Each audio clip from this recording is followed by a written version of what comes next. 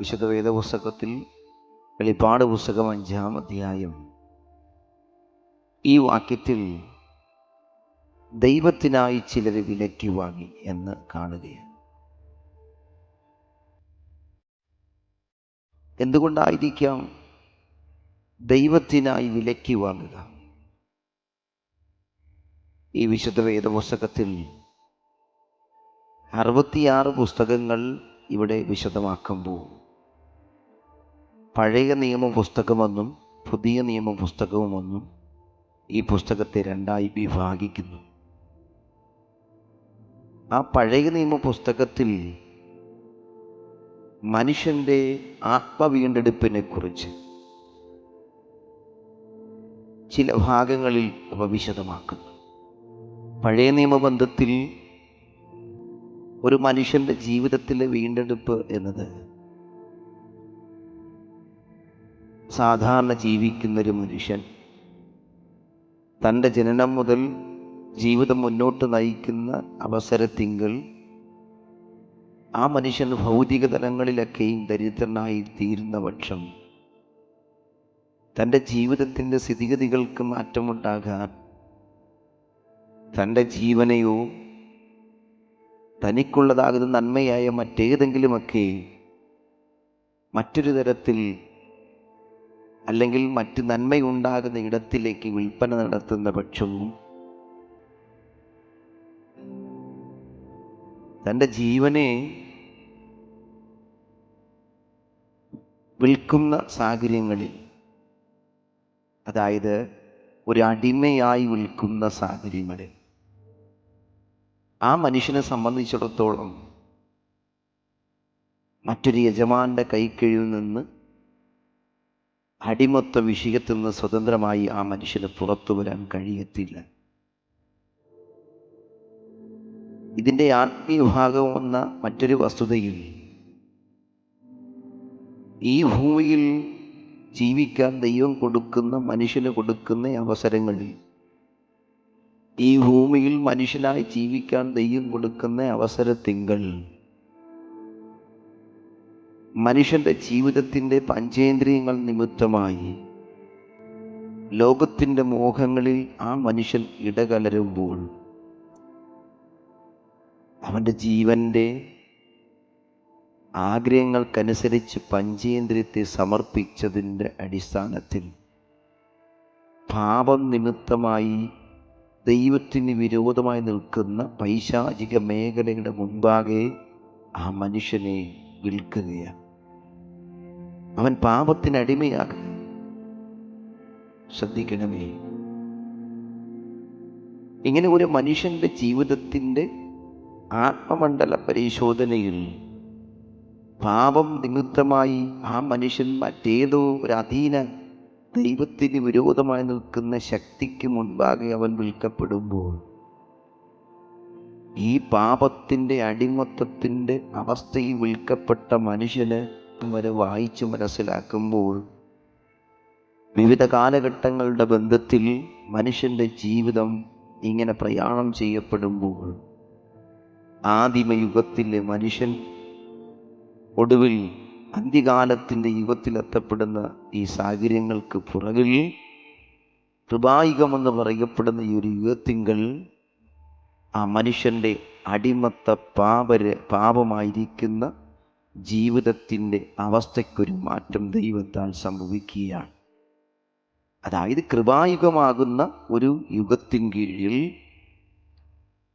പാപം നിമിത്തമായി അടിമയാകുന്ന മനുഷ്യൻ്റെ വിഷയത്തിൽ നിന്ന് പാപത്തിൻ്റെ മോചനം ദൈവത്തിൻ്റെ പുത്രനായിരിക്കുന്ന യേശുക്രിസ്തു നിമിത്തമായി സംഭവിക്കുകയും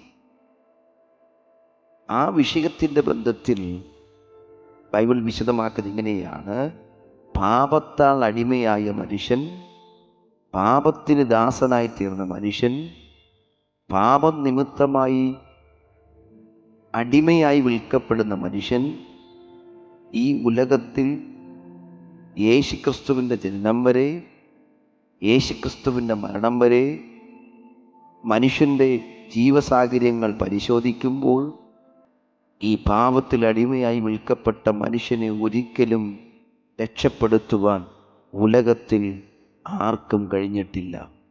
കാരണം ഈ ഭൂമിയിൽ ജനിക്കുന്ന സകല മനുഷ്യരും പാപത്താൽ ജനിക്കുന്നു എന്ന് ഈ ക്രിസ്തീയ വേദ പുസ്തക പരാമർശങ്ങൾ മാത്രമല്ല, ഇതര മതവിഭാഗങ്ങളിലുള്ള എല്ലാ ഇടങ്ങളിലും മനുഷ്യൻ പാപത്താൽ ജനിച്ചു വളർത്തപ്പെട്ട് ജീവിതം നയിക്കുന്നവനെന്ന് വ്യക്തമായി ബോധ്യപ്പെടുത്തുകയാണ്.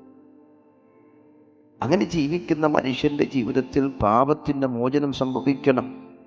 പാപത്തിൻ്റെ മോചനം സംഭവിക്കണമെങ്കിൽ അവനിൽ പാപത്തിൻ്റെ അടിമത്ത പരിഹാരം ഉണ്ടാകണം.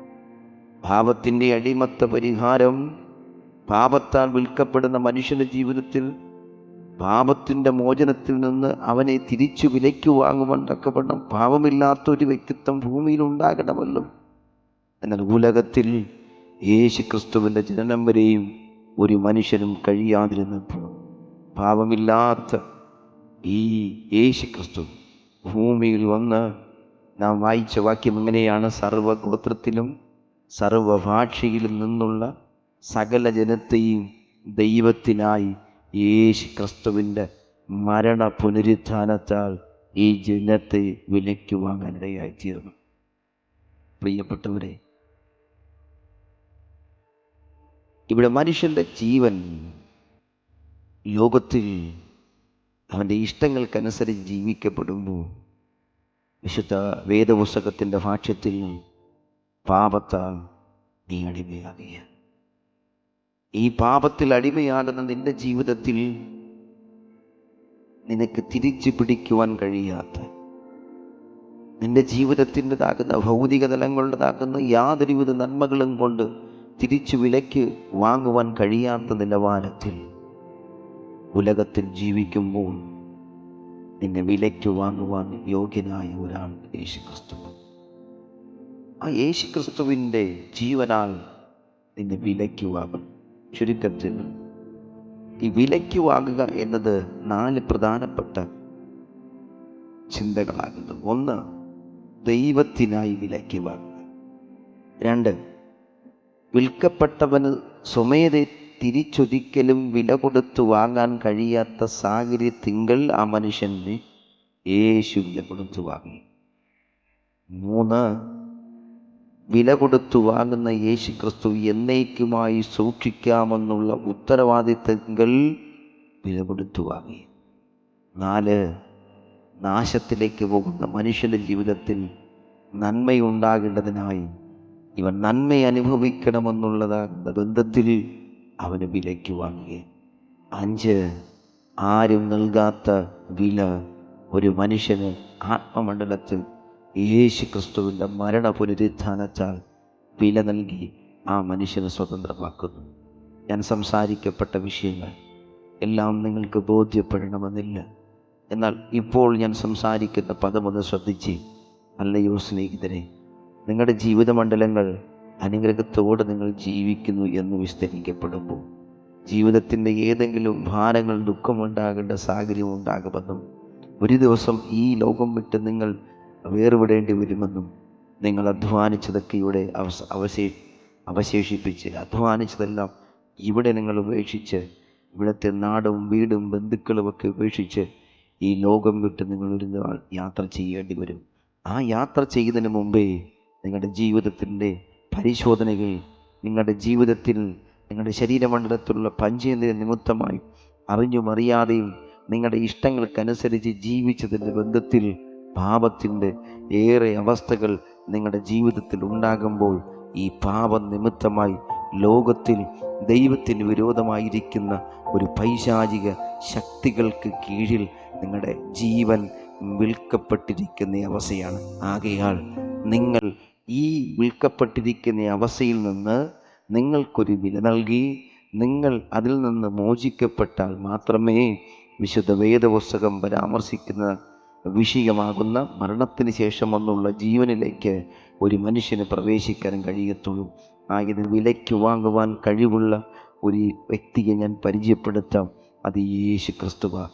ജീവിതത്തിൽ നിങ്ങൾക്ക് ഗുണമൊന്നും സന്തോഷമൊന്നും വിസ്തരിക്കപ്പെടുന്ന ജീവിതത്തിൻ്റെ ഏതോ സാഹചര്യങ്ങൾ നിങ്ങൾക്ക് നിങ്ങളുടെ സൗഹൃദങ്ങളും ബന്ധങ്ങളുമൊക്കെയും നിങ്ങൾക്ക് വില നൽകിയെന്ന് നിങ്ങൾ വിസ്തരിക്കപ്പെടുമ്പോൾ ഉലകത്തിൽ ഞാൻ ചോദിക്കുന്നു, സാക്ഷാൽ യേശു ക്രിസ്തുവിനെ പോലെ ആമൻ കാൽവരിയിൽ കുലക്കളത്തിൽ ആമൻ മൂന്നാണിമേൽ അവൻ പച്ച പൈമര കുരിശിൽ അവൻ ഇന്നേക്ക് 2025 വർഷങ്ങൾക്ക് മുമ്പേ അവൻ പാപിക്കും അവൻ നീതിമാനും ഒരുപോലെ മരിക്കേണ്ടി വന്ന ഒരു വ്യക്തിത്വത്തെ നിങ്ങൾക്കിതുപോലെ ചൂണ്ടിക്കാണിക്കുവാൻ കഴിയുമോ?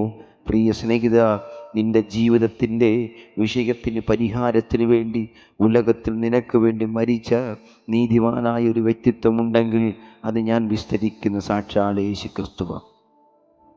ഞാൻ നിങ്ങളേത് ബോധ്യപ്പെടുത്തുമ്പോൾ പാപനിമിത്തമായി നിങ്ങളുടെ ആത്മമണ്ഡലമാകുന്ന നിങ്ങളുടെ ജീവൻ്റെ അവസ്ഥ പാപത്തിന് വിൽക്കപ്പെട്ട അവസ്ഥയിലെന്ന് ഞാൻ ബോധ്യപ്പെടുത്തുകയാണ്. ആകയാൽ ഇതിൽ നിന്ന് നിങ്ങൾ മോചിക്കപ്പെടാൻ നിങ്ങൾക്ക് മനസ്സുണ്ടെങ്കിൽ സാക്ഷാൽ യേശു ക്രിസ്തുവിൻ്റെ പുണ്യാക രക്തത്തിൻ്റെ വില നൽകി നിങ്ങൾക്ക് പാപമോചനം നൽകി നിങ്ങളെ യേശു സ്വതന്ത്രമാക്കുന്നു. ആകയാൽ ഈ വാക്യത്തിൻ്റെ മുമ്പിൽ നിങ്ങൾ സമർപ്പിക്കുവാൻ തയ്യാറാകുന്നെങ്കിൽ ഒരു വാക്ക് നിങ്ങൾക്ക് വേണ്ടി പ്രാർത്ഥിക്കുന്നു. പരിശുദ്ധനെ, ഈ നശിച്ചു പോകുന്ന ഈ ലോകത്തിൽ വെച്ച് അതേ ജീവിതത്തിൻ്റെതാകുന്ന ഇഷ്ടങ്ങൾക്കനുസരിച്ച് ജീവിച്ച് നശിച്ചു പോകാതെ ദൈവത്തിന് വേണ്ടി ജീവിക്കാൻ ഇവിടെ ജീവിതത്തിൽ ഒരവസരമുണ്ടാകണം. യേശുവിൻ നാമത്തിൽ തന്നെ ആമേൻ.